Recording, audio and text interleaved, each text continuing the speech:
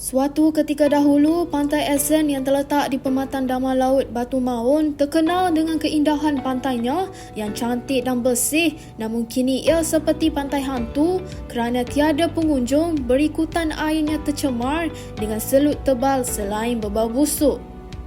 Tinjauan sinar harian mendapati selut tebal telah memenuhi pesisiran pantai menyebabkan air laut menjadi kotor dan berbau busuk. Pengusaha sukan lasak bermotor ATV Muhammad Zuhair Hizami Muhammad Zainul Abidin berkata perniagaannya terjejas sehingga 70% apabila tiada pengunjung yang datang setelah mengetahui keadaan terkini pantai tersebut. Menurutnya, pengunjung tidak lagi datang ke pantai berkenaan kerana tiada aktiviti yang boleh dilakukan di situ termasuk berkelah. Sementara itu, penduduk kampung Samad Ismail berkata bau busuk selut tebal sangat mengganggu kehidupan kira-kira 7,000 penduduk di kampung Pematang Damar Laut tersebut. Katanya selut di Pantai Esen jika dilihat betul-betul seperti bercampur dengan minyak yang berkemungkinan menyebabkan bau busuk.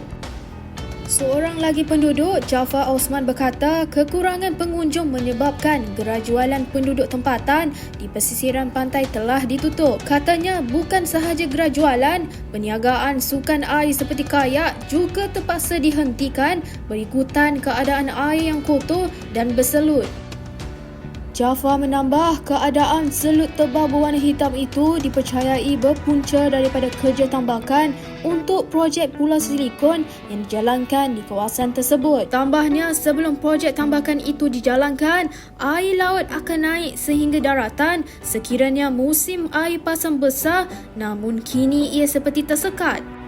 Dalam pada itu, M. Anusurai berkata dia telah menulis surat kepada Jabatan Alam Sekitar JAS di Putrajaya mengenai masalah tersebut dan memohon tindakan segera diambil.